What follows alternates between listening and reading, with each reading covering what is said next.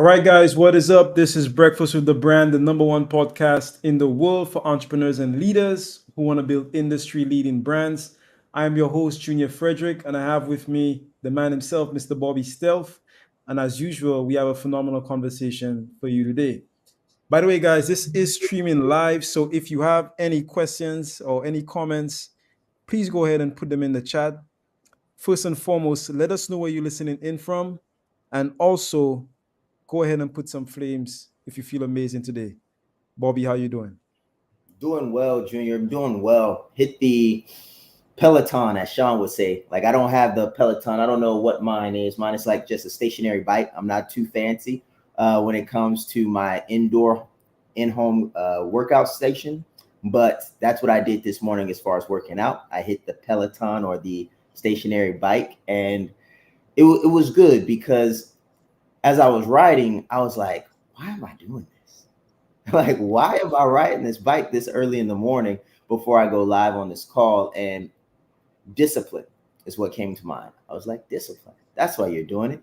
And then as I was writing, I was like, okay, how can I get the most out of this? And then I cut on an audiobook on sales because normally I go to the gym. And when I go to the gym, I get a pump or I'm doing legs, I'm lifting the iron, like I'm hurting. And I'm like, I know why I'm doing this. It's to break it down. But when I was on the bike, it was interesting. So I'm feeling phenomenal. I'm feeling very disciplined. I'm feeling conscious this morning. How about yourself? I would say similar, very, very similar. This morning, I was working out, I was doing a little bit of legs, and I was thinking way back to about maybe like almost 10 years ago, man, when I used to do calisthenics. Bobby, I used to actually run a calisthenics group, man. I used to run a calisthenics group back in the day. We used to call it Kings of the Bar. That's what we call it. And we used to do all kinds of stuff, muscle ups. I can remember one day going to the park and doing muscle up. This is my first time doing. You know what a muscle up is, Bobby? Yes. So this is my first time doing muscle ups, and I'm doing muscle ups. And bro, we started like eight a.m. and then we went all the way to like 3 or 4 p.m. straight. I'm talking about 5 6 hours of just muscle ups straight. Bro, when I left the park, my hands were bleeding, literally. Literally, they had from calluses and the calluses had, yeah, it was literally bleeding. So I was just thinking about, you know, flow. Mhm. Because for you to do something like that, you have to be in a state of flow. You have to be in a state of flow. So that's what's on my mind this morning, man. But today I know we're gonna get into a little bit of branding, we're gonna get into a little bit of sales. We might touch on the finances. So guys, you definitely want to stay tuned. We're gonna go to a quick, very, very quick, maybe like 1 minute break. And then when we come back, we're gonna dive into a little bit of sales, maybe personal development. And by the way, if you have any questions, go ahead, put them in the chat. We're here for you. This is your breakfast with the brand. Stay tuned. We'll be right back. When I think of brand you, I think of being your best self, your most authentic.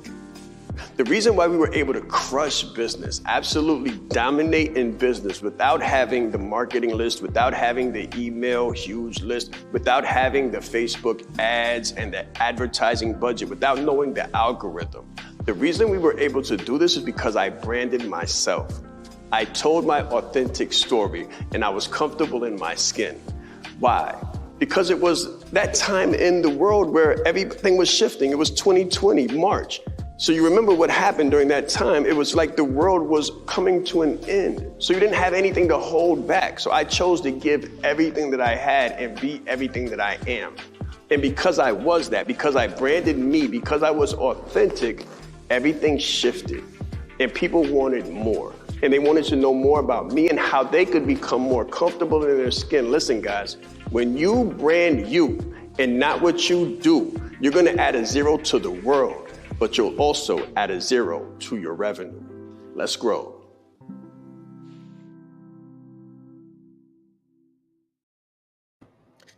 All right, guys. So we're back. Bobby, what's up, man? Talk to me. You know, I was just talking to Shaan this morning, and we were just talking about staying in touch with people and doing right by everyone. that we meet. You know, a lot of people here don't do business with friends and family and stuff like that. It's like, if you can help your friends and you can help your family, why not do right by them too? You know, help them out. And what I was thinking about was I called someone yesterday that I knew that I went through a program with, and I called them at what they would describe as the most worst time in their life. They were like, I don't know where I would be right now, literally, if you had not called me at this very moment. And I consider this person a friend. And to think that we say in the past, you know, don't do business with friends and family, don't mix those things, don't mix. It was like the person said, you know, calling me right now was nothing short of potentially extending my life, you know, saving my life. Literally, it's like I'm not in a good space.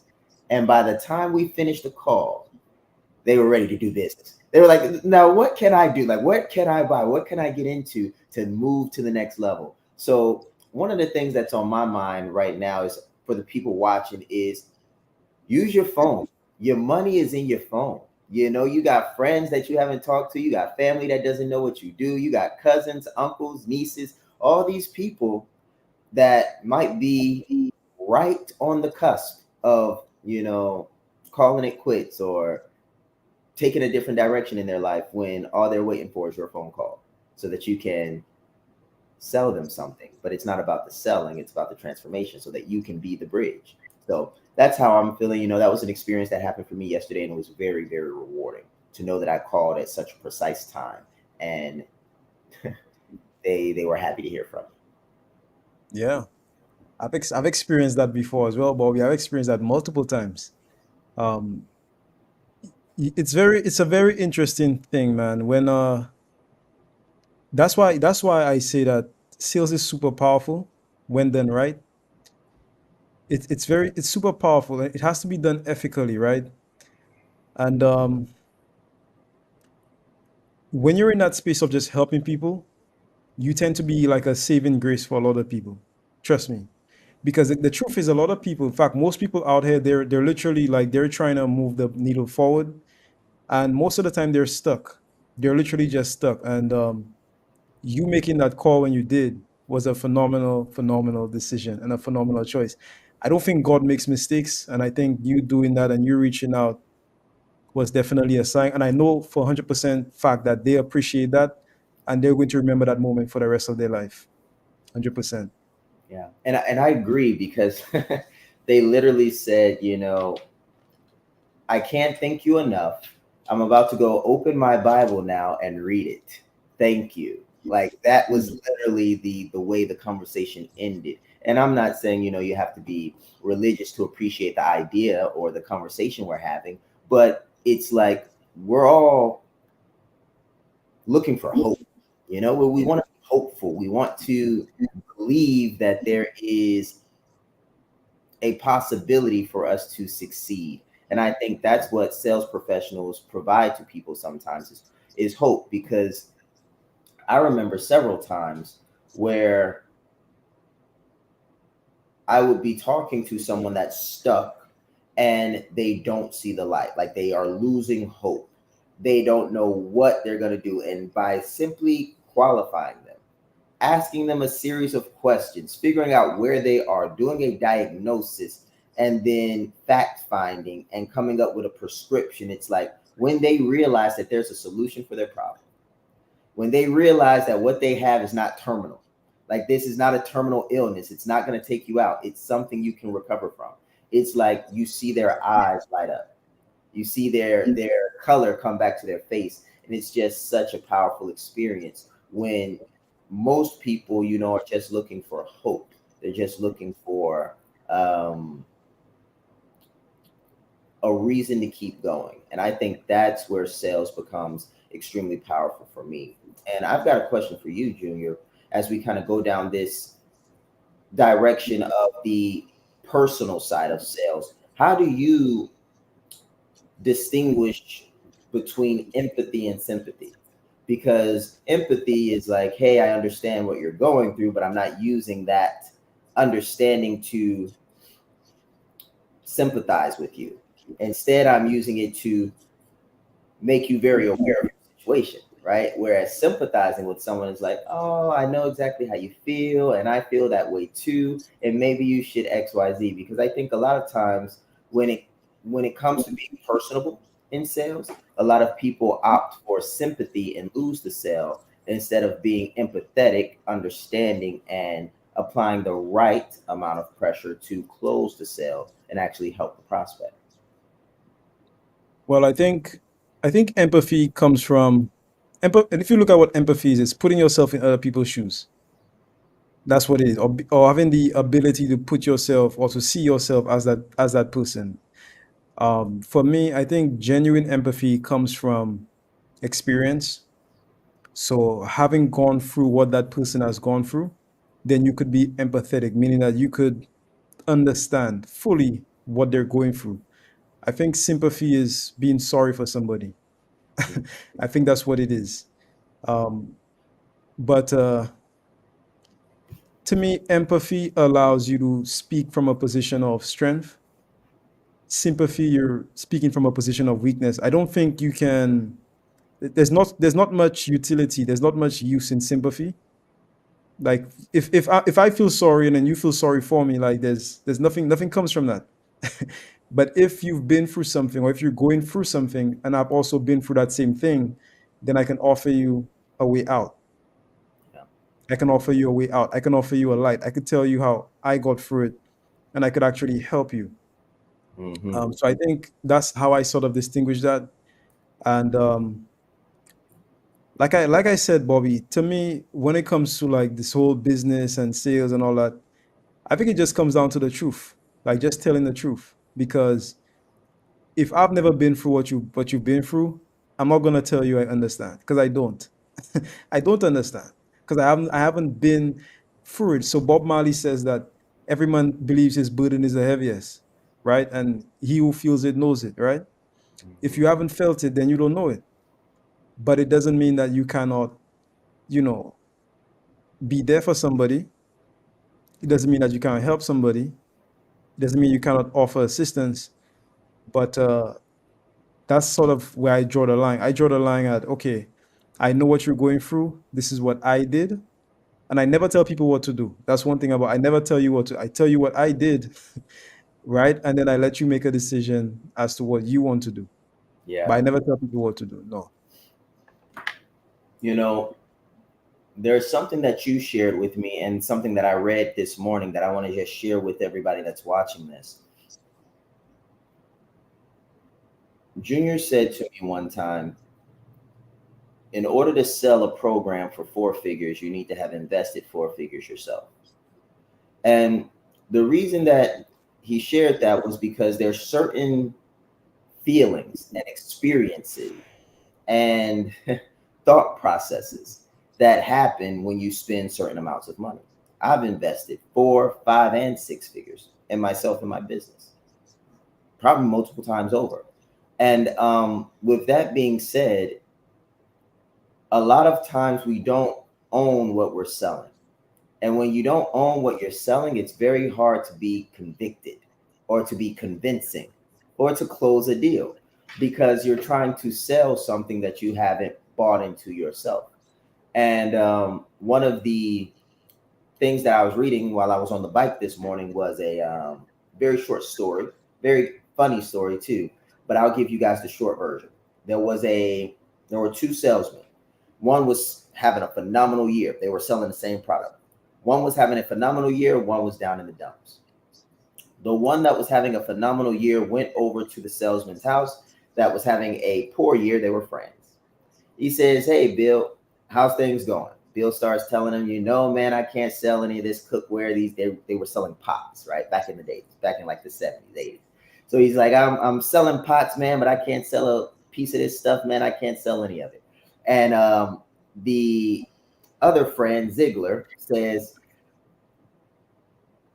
"Ah, man, go peddle that stuff to somebody else. I know, I can tell you exactly why you're not selling any of these pots, man. Would you like me to tell you why you're not selling any of these pots?" And he's like this fast talking, Southern draw kind of guy. The guy says, man, I do believe in these stuff. I do believe that's why I left my job. So the guy that's not making any sales, he's like, I was with one sales organization. I left that sales organization to be in this sales organization because I believe in these pots. And long story short, Zig Ziglar says, no, you don't. There's no way you can believe in these pots. And then he nods towards the kitchen. And over on the kitchen, the Bill says to Ziegler, oh, you mean because I'm cooking in the the competition's cookware. Like he doesn't have he doesn't have the pots that he's supposed to be selling. And Ziegler says, hey, you got the message, man. How can you say that you believe in the product, that you want to sell the product, and that you're all about the product, but you don't even own the product? And then the Bill says, well, man, my wife's in the hospital. My kids need the tonsils taken out. My car just broke down. And then he's like, okay, Ziegler says, well, that was this year. What about last year and the year before that? So moral of the story was this: you cannot sell what you're not sold on. And everybody's heard this before, most people that definitely been around the brand. But I think a part of selling and a part of getting the deal done is being 100% sold on what it is that you're trying to sell, because then it's more of a transference of feeling than it is of handling objections or trying to get a prospect to see your perspective. Very important. I do recommend them. But a lot of times the feeling, the emotion is what opens the wallet, while the logic justifies the amount that comes out. So that's just something I wanted to share. Yeah, I think, man, it's all about conviction. Mm-hmm. It's all about like Bobby, try to convince me that the sky is not blue. I Yeah. dare you. Right. You could tell me it's gray, you could tell me it's yellow, you could tell me it's pink. You can put it on the TV and the TV will show it's pink. But I know when I look outside, I know that it's blue. At least where I'm looking. So it's all about conviction. It's all about conviction. And it's not as hard as people think. Yeah. It really is. It really isn't. But Bobby, I wanna sort of pivot a little bit into branding and talking a little bit about the importance of branding. I guess how branding relates to sales, how branding relates to marketing, and of course how branding relates to finances, because there might be a connection there. So my question to you is, what has been your experience um, as far as branding and sales? Do you feel like, and we know that branding helps sales, but is there any distinct advantage that you've experienced, um, like during a sales call, coming from branding, excuse me? Absolutely. So the 18 touch rule, the 18 touch rule. So they used to say it's like 7 no's before you get to the yes. Now they say it's like 18, right? So for me, branding myself as the beast in blue, so to speak, blue shirt, blue tie, black blazer, clean cut, like what that has done for my closing rate is phenomenal, because when they get on a call with me, they're not getting on the call with a stranger. They're not getting on a call with a stranger. Now, the thing is, how many people will give your money to someone that you don't trust? Very few of us. How many of us will go to a spot to get our hair done or to get our car worked on when we don't trust the building or the brand that's doing the work? Very few of us will go spend our money to get a solution when we don't trust the brand. And I think that one of the biggest benefits of having a brand is the trust that it facilitates and that it solicits to the buyer. So for me, I think it's enhanced my closing rate because I never get on a call with a stranger. It's very rare that I get on a call with someone that's never seen my brand, that's never seen me, because just to book the call means that they had to put in their information. They had to have enough trust in me to put in the information. They had to have enough trust in the brand that I'm not going to sell their information to someone else. And then they had to have enough trust in my abilities and product to actually show up for the call. So it's very rare that I get on the call with someone that actually showed up, filled out the information, set the call, that has no idea who I am. So I've probably touched them 3, 4, 5 times by now. So what does that mean? If I'm on the call, I very well may close. And it's because they got touched between 8 to 18 times. And the brand was the mechanism that did that. 100%. I want to take a few comments. I see we have Miss Lila Bauer, Coach B. Coach B says over identifying with the customer. So I guess she was talking about some of the comments we made earlier. Coach B, that's interesting. What do you mean when you say over identifying with the customer? Can you put that in the chat? When you say over identifying with the customer, what exactly do you mean by that? Does that mean that you become a customer yourself, like, or do you see yourself as a customer? Is that what it means? That's what I interpret that to be. So can you just clarify? By the way, guys, if you have any questions, go ahead, put them in the chat. Bobby, we're gonna take a quick break. When we come back, more on sales, branding, and leadership. Let's go. The difference between sales and closing, I get this all of the time, guys. Closing is elegant. Closing is luxurious. Closing is the most profitable. Sales, high pressure tactics. No one associates car sales, right? The sleazy sales tactics with closing, because closing is elegant. Closing is excellent. You have to be a professional in order to close deals. Listen, when you do this the right way, when you learn what we're going to teach you in here, your clients will be trying to close you, and they won't let you close them for low numbers. So you'll be able to heighten, increase your profitability, increase your visibility, increase your reach, and increase your impact in the marketplace, and be confident and comfortable charging higher prices than you ever thought possible to the right people who can actually pay for them, and then say thank you for closing them.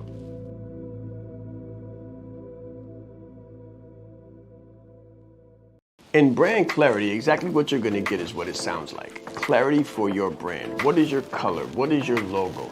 What is your unique value proposition? Who are you speaking to? Why? How should you speak to them? How should I position myself? That's what you're going to learn in brand clarity. You need other people to have the same clarity on your brand that you do. But this is the gap. If you don't have clarity on your brand, then no one else is going to have clarity on your brand either. It's like messaging. Your message sounds clear to you, but is your end user receiving the value that you're trying to provide? I guarantee you that after you go through brand clarity, they will, and so will you. And that's how you'll scale your brand.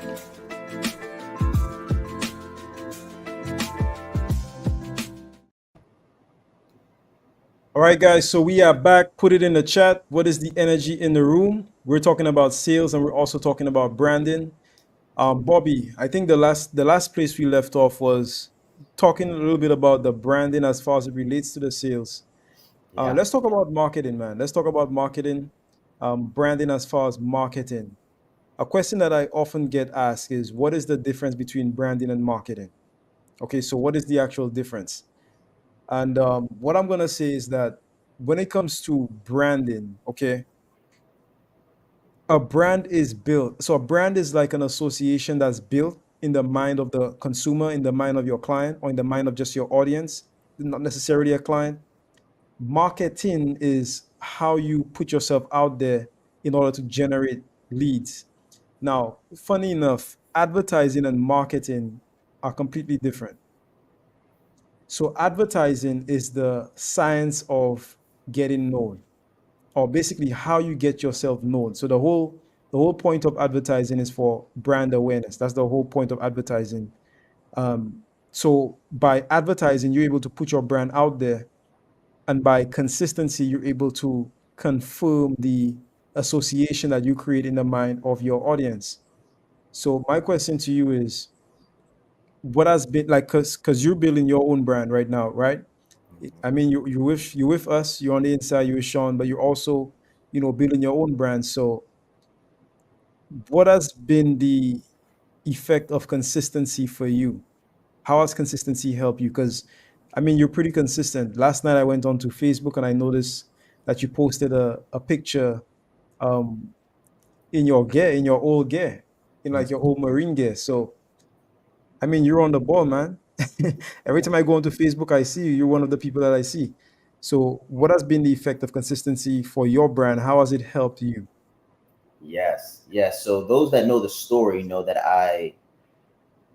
scaled my company 400% revenue growth. And I do use the word scale because we didn't necessarily grow our expenses, so to speak, when we grew our organization. We scaled 400% revenue growth for 3 consecutive years while maintaining a modest expense budget because of our marketing and because of our branding. So it wasn't marketing by itself. It was marketing and it was branding and then it was positioning.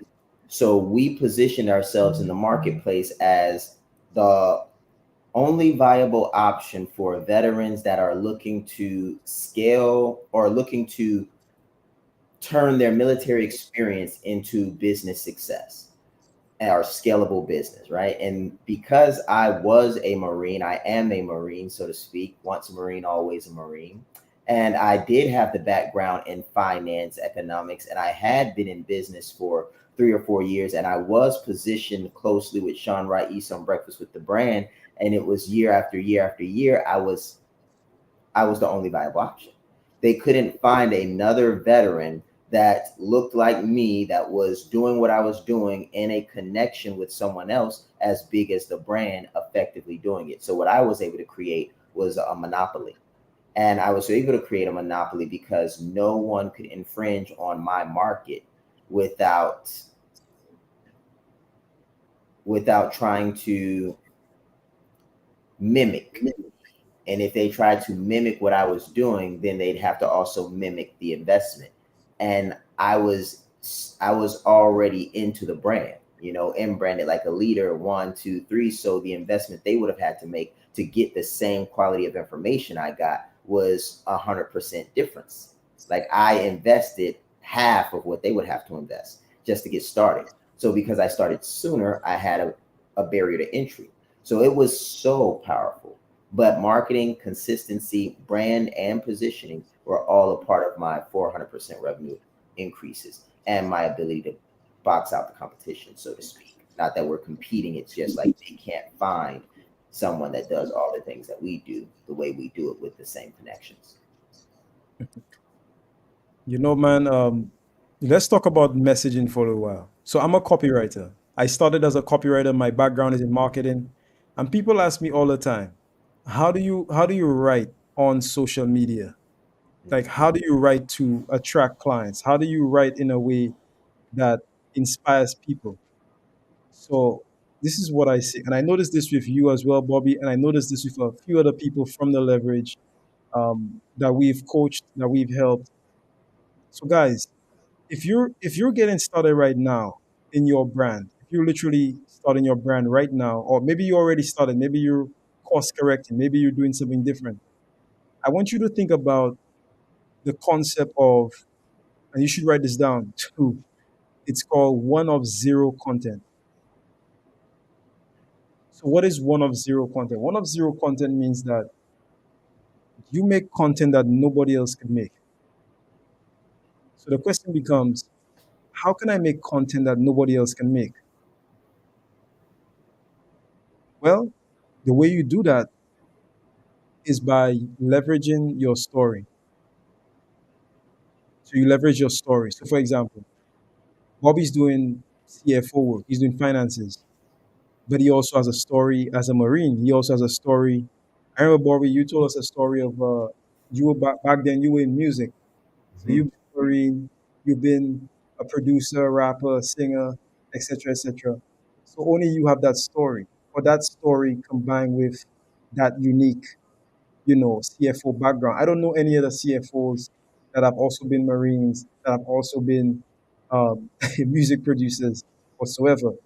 So once you're able to take that and break that down, and you're able to convey lessons, and you're able to convey, just what you do, who you are, what you do, what you stand for, what you represent, and you're able to tell an enthralling story. And this could be done through copy, this could be done through video, this could be done through audio. Okay, you're able to tell that story and mix in that lesson. You end up creating what we call one of zero content. Now, when I go scrolling on Facebook, I'm not looking for stuff that's boring. I'm not looking for the everyday, you know, just motivational rara. I'm looking to be entertained. I'm looking to be entertained. So back in the day, we used to watch WWE, but I don't know if people still watch it now. But we used to think WWE was real when I was growing up, and we used to watch it all the time. Mhm. And what was amazing about it was just the entertainment, like just the spectacle. People love the spectacle. People love the entertainment. And bringing the entertainment into your education is one of the fastest ways to capture people's attention, get them to stop, get them to take action on what you're trying to convey. But using your story to tell a message, you know, is absolutely, absolutely powerful. In fact, Bobby, I was on Twitter the other day, where we call it X. It's now called X. I was on X the other day, and I came across something, and I'm gonna see if I can find it. But essentially, it is it is a, you know, 10 rules of advertising by David Ogilvy. Okay. Now, Bobby, do you know who David Ogilvy is? No, I don't. Okay, David Ogilvy is considered to be the father of advertising. In fact, I have two of his books right here. I have two of his books right here. So he has this thing where he says how to write. So guys, look up David Ogilvy. He's generated literally billions of dollars in advertising. So here are a couple of his tips. He says, write the way you talk naturally. So literally write the way you talk. When you're on social media, don't try to sound like you're smarter than you are. We know there are some people that are very educated and they try to bring in all of the big words and, you know, make people think they're smarter than they are. You just write the way you talk. Mhm. Write in your accent. If you have an accent, write in your I have an accent. So I would write in my accent because when you write the way you talk, people hear people hear words. Like when I read words to myself, when you read a book, Bobby, you're actually telling that book or you're speaking those words into your mind. You Right. don't you understand what I'm saying? Like if you're reading a book, when you read it, even if you're not moving your mouth, you still hear the sounds. So you want to write the way you talk, number one. Number two, use short words, short sentences, and short paragraphs. So that's number two. So use short words, very, very simple language. So short words, short sentences, short paragraphs. He says, never use jargon words like reconceptualize, demassification, um, attitudinally, judgmentally. They are the hallmarks of a pretentious, and I'll not use the other word. Okay. He says, never write more than 2 pages on any subject. So you never write more than 2 pages on any subject. Number five, check your quotations.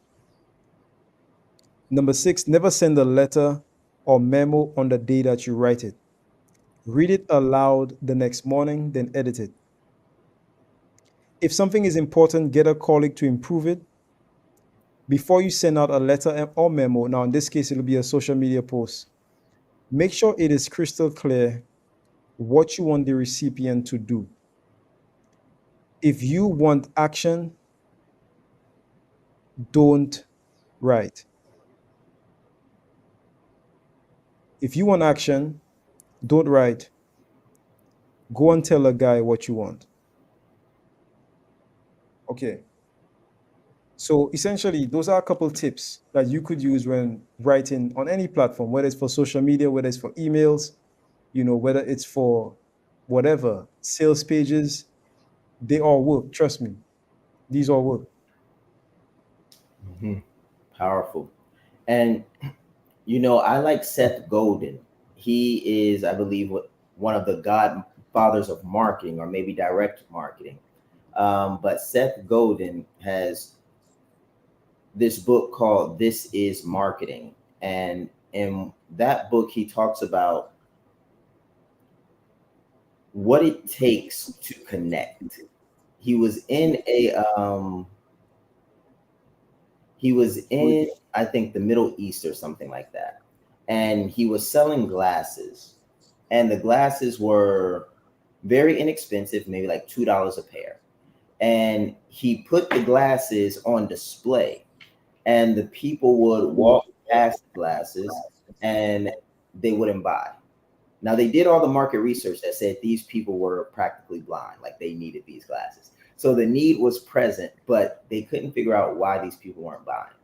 So instead, what they did was they put the glasses in the guy's hand and said, hey, try these on, see how you like them. And once they tried the glasses on and then they could see through the glasses, they said, now, if you want them, you can keep them, or you can purchase them to keep them. Or if you don't want them, then you can give them back. And most people opted to keep their improved sight and simply pay the $2 for the glasses. When it's the same glasses, the same people, the only thing that was different was the positioning. Instead of putting it on display, they put it in their hands. And I think that that's really important and subtle when we talk about marketing, advertising, and things of that nature. It's like you got to know your audience and how they want to be engaged. I believe it was Sal Subi, or I believe is his name, or he wrote the book called Sell Like Crazy. Very popular, like online guy. Oh, you mean Sabri Subrish? Sabri, yeah, Subri, yeah. I know him. Yeah. So he wrote in his book, Sell Like Crazy, that you need to know exactly when, where, and how your ideal client likes to receive information. So, you need to know when in the day, where they are when they're receiving it, and then how. So he would be like, do they like to read it? Do they like to hear it? Do they like to watch it? Do they view it at 12 at noon, 1 p.m., or 6 a.m. in the morning? And how do they like to receive it? Do they like to receive it via email, or do they like to see it on social media? So I would also say, if your goal is like to improve your social media engagement and to improve lead generation on whatever platform you've decided, ask yourself, do I know how, where, and when my ideal client is viewing my stuff? How they like to view it, when they like to view it, and where they are when they're viewing it. And if you can't answer those questions, start doing some research. And I think that will get you much closer to connecting than you may be right now. And that's something I learned from Seth Godin in that book. 100%. I definitely agree with that. We've heard these ideas, and by the way, I've heard that as well. I've come across that while studying people like Dan Kennedy, especially. So Dan Kennedy is an absolute legend in the direct marketing. We're like, there's nobody in direct marketing that doesn't know Dan Kennedy.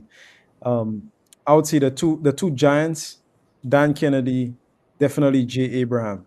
Jay Abraham, Dan Kennedy, when it comes to direct marketing. But we've definitely heard those concepts, and I definitely agree with that. The principles stay the same. So Dan Kennedy says tactics change, principles stay the same, meaning that the principles of marketing always stay the same. The tactics change, the platforms change, all of these change, the people change, the audience changes, but the bare principles that took us, or that's going to take you from where you are right now to exactly where you want to be with your marketing, those do not change. So guys, we're going to go to our final break. When we come back, we're going to wrap up once we come back. So stay tuned. This is Breakfast with a Brand. We will see you in a few. I said Shaan Ride East. I'm proud. I said Shaan Ride East. Leadership is not the brand they made for us. Listen, he brought fire, heat. He didn't hold back. 20 years down the line, what I could sell, why not serve first? Service over salary. Branding like a leader closes the gap for people who want branding. Speaking like a leader closes the gap for people who are nervous about speaking. If Steve Jobs would have speculated, we wouldn't have Apple. He changed lives. He helped people open up their business and start their business. We are the brand. Some people say, Shaan, should I quit my job? Mentally, yes. As a speaker too, to be able to learn from him and watch him and game respects game. And I want to have that much game someday. The right client, pay $500,000 for what you do. You have to be bold in your beliefs. He has been an amazing asset to this event and a pleasure to work with. Very captivating, collaborative, worked very well with the audience. I want to help you. Put a 0 behind your number, right? The session was great. How he is online, virtually, he is even more phenomenal in person. Be the face of change that you want to see. Stop asking questions and start giving demands. The entire team has just been absolutely incredible. They are a joy to work with. They go above and beyond. Give yourself a round of applause. Yes, yes, yes. All right, guys, so we are back one more time for Breakfast with the Brand. Bobby, it's been an interesting conversation, man. Very, very interesting. Yeah, it has. And as we've touched on all of these things, marketing, branding, leadership, sales, to just sprinkle a little financial salt, a little salt on the steak here is everything is connected to drive the revenue, to drive the revenue. So if you don't have a strong brand, then it's very hard to attract customers at low cost.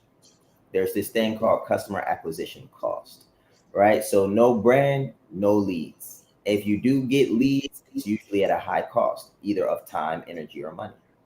And then you've got no marketing. If there's no marketing, like if there's no lead generation mechanism supporting the brand icon or say the brand's fidelity, then there's no sales because marketing is senior to the sale. So the brand is senior to marketing, so to speak. If you don't have a brand, what are you marketing? Maybe a product, but then now you're marketing in the Red Sea.